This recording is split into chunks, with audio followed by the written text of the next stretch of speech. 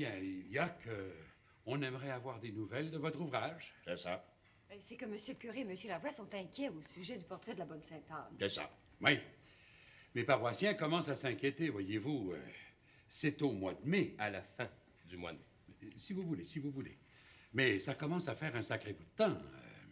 Et M. Lavoie, qui est ici présent, a été délégué par les marguilliers de la paroisse pour s'informer d'une date précise de la remise à l'église du portrait de la bonne Sainte-Anne. C'est ça. C'est en plein ça. On veut savoir. Il y en a qui commencent à critiquer à cause de leur dévotion. Puis vous savez, c'est pas toujours les plus dévotionneux qui sont les moins critiqueux. Mais bon, en tout cas, l'affaire a duré assez longtemps. Quand? Quand vous voudrez, n'importe quand, du moment qu'elle sera sèche. Comment ça, sèche? Le vernis, du moment qu'il sera sec, parce que la peinture, ce n'est pas de la poser qui est long, c'est d'attendre qu'elle sèche. Et un artiste passe la moitié de sa vie à attendre que la maudite peinture sèche. La moitié de sa vie. Ah, vous vous plaît bien gros, M. Bolduc, mais nous autres, tout ce qu'on veut, c'est d'avoir notre sainte. Surtout que dans l'église, tout ce qui se voit, c'est que le mur est pas mal plus propre là où ce qui est à peinture. Puis il y en a des plus zélés que d'autres qui commencent à dire qu'il faudrait repeindre les murs de l'église. La fabrique va se mettre en faillite si on fait ça, vous y pensez pas, à peinturer l'église. Tout ce qu'il faut, là, c'est de remettre la peinture à sa place. Puisque M. Bolduc dit que la peinture est maintenant restaurée, pourquoi ne pas revenir cet après-midi? M. Bolduc pourra nous montrer son œuvre pendant que nous prendrons le thé. C'est bien aimable à vous, madame. Est-ce que l'invitation de Mme Fournier vous convient? Il n'y a pas de problème, il n'y a jamais eu de problème, monsieur le curé. Du moment que c'est sec, voyez-vous, tout est là. Comme ça, monsieur Lavoie, vous amènerez votre camion, vous pourrez transporter la sainte et puis cacher le coin du mur propre qui fait scandale. Bon, en tout cas, ce sera la fin d'une longue épreuve pour mes paroissiens. Et puis, j'ai bien hâte de retrouver le visage émouvant de la bonne Sainte-Anne. Je suis sûr que vous allez vous accoutumer bien vite. S'accoutumer à quoi? J'en ai déjà parlé à monsieur le curé. Bon, ben là, il me reste un petit coin à vernir, alors si vous voulez que tout soit fini cet après-midi, messieurs. Alors. De quoi c'est qu'il voulait dire, l'artiste? S'accoutumer à quoi? Ben, il a dit que la sainte avait un visage avant la catastrophe qui était fait sur un modèle italien. Ah, on n'a pas remarqué ça. Vous êtes bien sûr de ça? Oui, il a sans doute raison. Notre peinture religieuse est très influencée par les grands maîtres de la Renaissance italienne. Oui, c'est ça. Première nouvelle que j'en ai. M. Bolduc voudrait qu'il s'inspire des visages de chez nous. De chez nous, vous voulez dire dans la paroisse? Non, pas forcément. Un visage typiquement canadien qui exprime notre réalité. Ouais, une note de mousse qui m'a dit pourquoi pas une orignale? Ah, ben là, vous me pardonnez, monsieur le curé. De quoi c'est qu'un orignal vient faire là-dedans? C'est une manière de dire que nos artistes canadiens, au lieu de copier les maîtres étrangers, devraient observer d'abord la nature de notre beau pays et s'en inspirer. De là l'idée de donner à la Sainte-Anne un visage de chez nous. Ouais. Ah, je sais pas que c'est une méchante idée, mais il faudrait pas reconnaître personne. Autrement, ça va faire des jaloux. Oui. J'imagine que M. Bolduc, qui est un artiste de talent, a choisi comme sujet une personne dont la distinction et les qualités de bonne chrétienne peuvent s'allier aux vertus de la bonne Sainte-Anne. Ah, moi, je suis pas rassuré pantoute. Ça va donner plus de chicane que de messe-basse, cette affaire-là. À moins que ce soit une personne qui soit au-dessus de la moyenne, qui soit de la paroisse, tout en n'étant pas de la paroisse.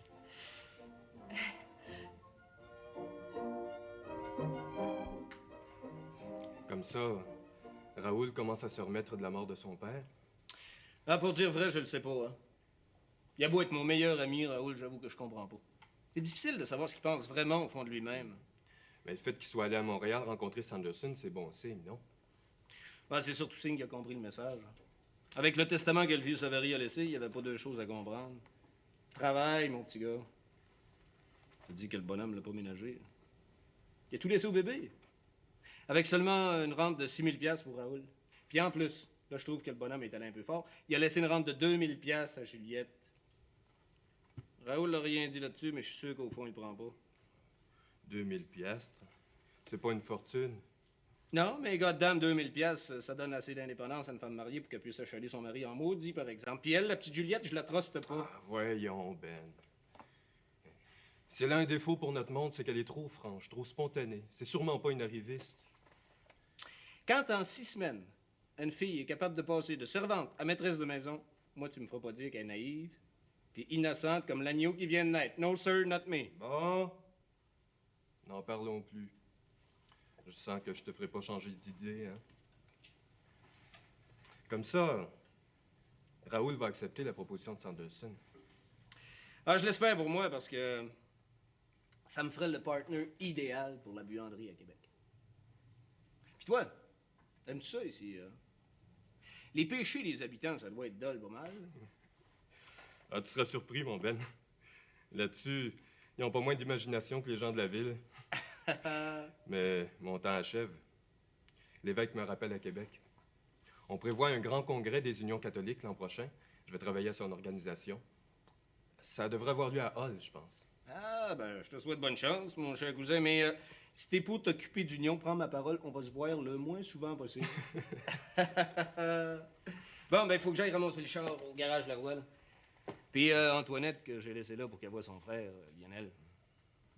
Eh bien, smart, Antoinette, hein? Elle l'aime bien mieux que sa sœur Juliette. Antoinette, au moins, est straight, on sait toujours ce qu'elle pense. Hein? Puis elle joue pas à loi blanche comme l'autre. En tout cas, c'est mon idée, t'es pas obligé d'acheter ça. Hein? Salut! Salut. Ah, j'oubliais. Dis donc à Lionel de dire à Juliette que Raoul a téléphoné pour dire qu'il serait ici demain. Dis donc, si tu l'as vu, Raoul, pourquoi tu m'as demandé de ses nouvelles? Je voulais avoir ton opinion. Sincère. Sacré Olivier, tu m'as fait marcher, mon gars de dame, hein? Tu m'as confessé sans m'avertir. Maudite soutane, moi! Pourquoi c'est faire qu'il faudrait que je choisisse? Hein? Pourquoi? Ben, je sais pas, moi. Parce que c'est comme ça. Arrête ça, Lionel, ça a déjà été assez loin, là. J'aimerais mieux que ça arrête là. Ben, pas moi, tu sauras. Mon propre frère se mêle de me juger dans ma vie personnelle, puis je vais laisser ça là? Mais tu me connais pas, Macpherson. C'est vrai, ça, Macpherson. T'en connais pas. J'ai rien dit, Antoinette. J'ai rien dit. Je suis pas sourde, tu sauras, puis j'ai bien entendu. C'est une farce, Antoinette, une simple farce. Tu vois pas que t'es plus capable de prendre une farce? J'appelle pas ça une farce. Tu m'as traité de dévergondée, quasiment. Dévergondé? Ben, j'ai jamais dit ça. Oui, tu l'as dit. Hein, Macpherson, il l'a dit? Ben, j'ai pas bien entendu. Tu l'as dit quasiment. Hein, Macpherson? Quasiment peut-être bien, mais j'ai pas bien entendu. D'abord, j'ai rien dit. Je t'ai juste posé une question, Antoinette. Une simple question. Puis en farce à part de ça. Ben, je vois que depuis que tu restes en ville, t'entends plus à rire. Je ris quand il y a de quoi de drôle, tu sauras. Mais ta question était pas drôle. Hein, Macpherson? Ben, elle aurait pu l'être. Peut-être bien. Ça dépend. là. Ah ben c'est ça, toi, mon innocent. Près de son bord. Ha! On aura tout vu. Tu te sens pas insulté, toi et tout? Pourtant, ça te regarde en vimeux, mon homme. Mais justement, je me sens pas insulté. Je suis peut-être bien triste, mais pas insulté. C'est vrai, Antoinette, quand Ben Fournier puis moi, tu peux pas te décider. Mais on est bien amis quand même. C'est vrai, puis ça va rester de même. Mais Lionel, il mettait une intention malicieuse dans sa question. Il y avait de quoi de mal? Rien de mal. J'aime bien Macpherson, puis j'aime bien Ben Fournier et tout. Mais pas assez chacun pour en choisir rien qu'un. C'est clair? C'est clair, mais c'est pas commun. Puis il y en a qui jasent. Puis ils jaseront tant qu'ils auront de la salive à saliver. Moi, ça me fait pas impliquer sur le travail. La seule chose qui m'étrive, c'est que mon propre frère se mêle de ça. Ça me déçoit bien gros, Lionel. Moi, j'avais pas d'intention maligne. C'était juste pour rire. Mais si ça peut te faire plaisir, Antoinette, je peux te faire des excuses. C'est pas nécessaire. Si tu y tiens, tu peux les faire, tes excuses. Ah ouais. Ben, ils sont faites. Je viens d'y faire. T'as juste dit que ça te ferait plaisir d'en faire, mais t'es ça pas faites. Ah ben là, je trouve que t'ambitionnes sur le pain Vous béni. allez pas recommencer. Si t'en veux des excuses, Antoinette, prends donc les miennes. Ils sont toutes neuves, ils ont jamais servi.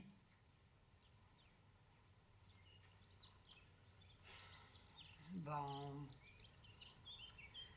On va dire qu'il n'y a plus rien à dire. On oublie tout. Puis, le char, y a pas de problème? Ouais. C'est bien beau. Ah, tu mettras ça sur le compte de mon père, comme de raison. Viens-tu? J'irais bien, mais... Embarque, McPherson. Quand il y a de la place pour deux, il y en a pour trois. Montez-vous à la maison. Il y en a pour quatre, si tu veux. Merci bien. J'enlève mes overalls puis je vous suis, là.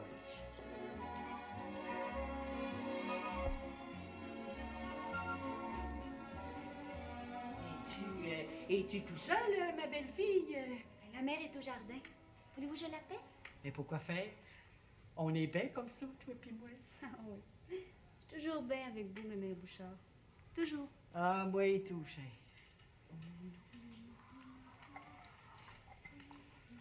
Es-tu... Es-tu heureuse, ma belle-fille? Il paraît, à ce que dit ta mère, que c'est bien beau chez vous en ville, qu'il y a des Catalognes partout sur les planchers, une vraie beauté.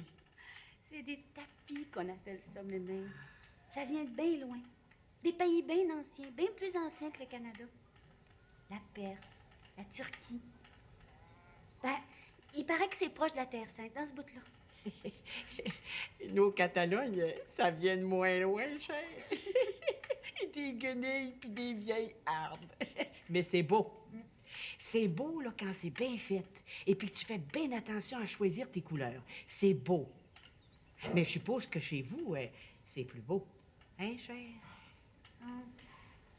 Des fois, je me demande. Ben, ça doit être plus beau, hein? Tout le monde le dit. Raoul et tout, il le dit. Il aime bien les belles affaires, Raoul. Pauvre petit garçon. Perdre son père si jeune.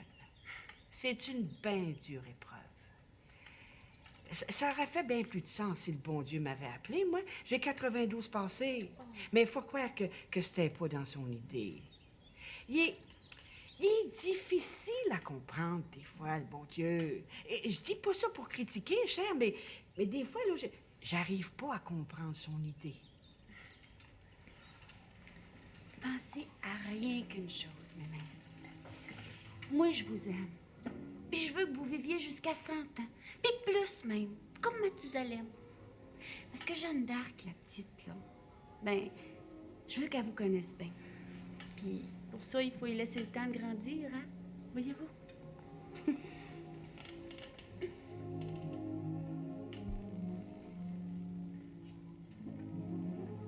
Olivier. Alors, je vais me servir maintenant. Vous parlez franchement. J'aimerais bien ça voir le chef-d'œuvre de M. Casimir Bolduc.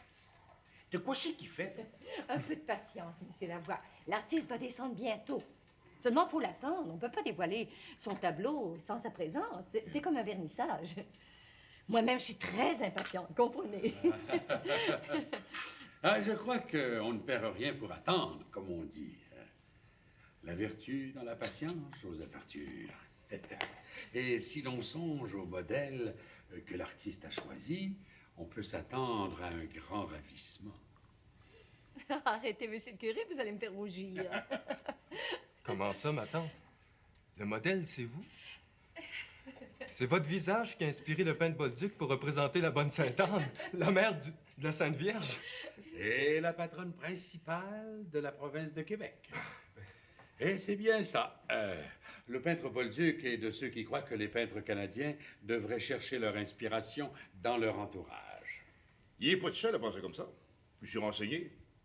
Le peintre Gagnon de Baie-Saint-Paul, il pense de même et tout.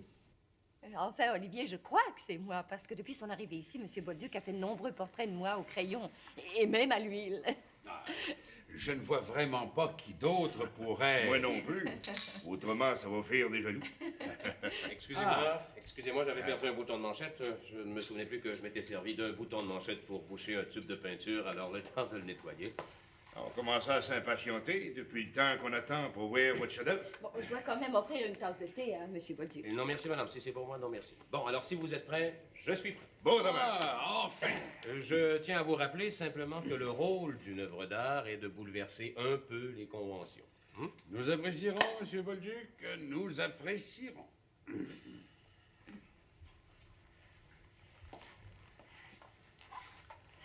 Ah.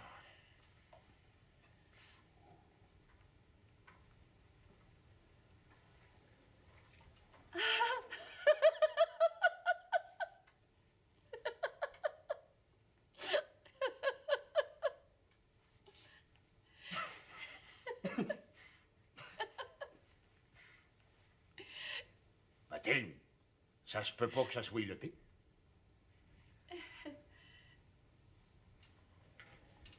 Why not the moose? C'est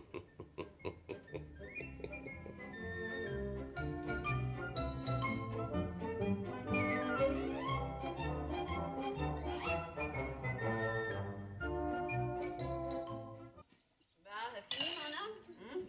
Tu vas aller te barcer, là. Maman Rosanna va servir les autres, hein? Va te barcer, mon homme, va.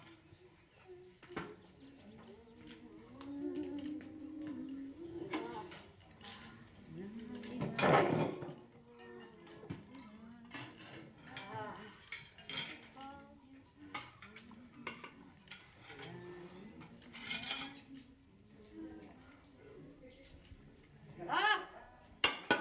Allez, venez-vous-en, les hommes, là. C'est servi. Toi aussi, Antoinette, la grappe est prête. Venez-vous-en. Venez manger. Ça sent bon, Mme Saint-Cyr. Ça sent bon?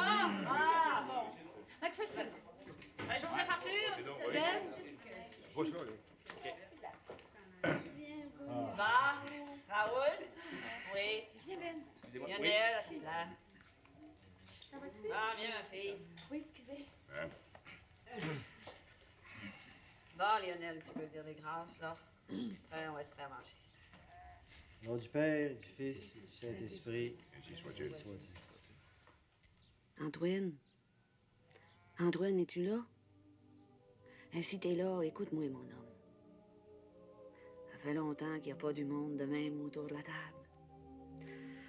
Ah, ça me fait bien plaisir parce que nos enfants sont là, Antoine.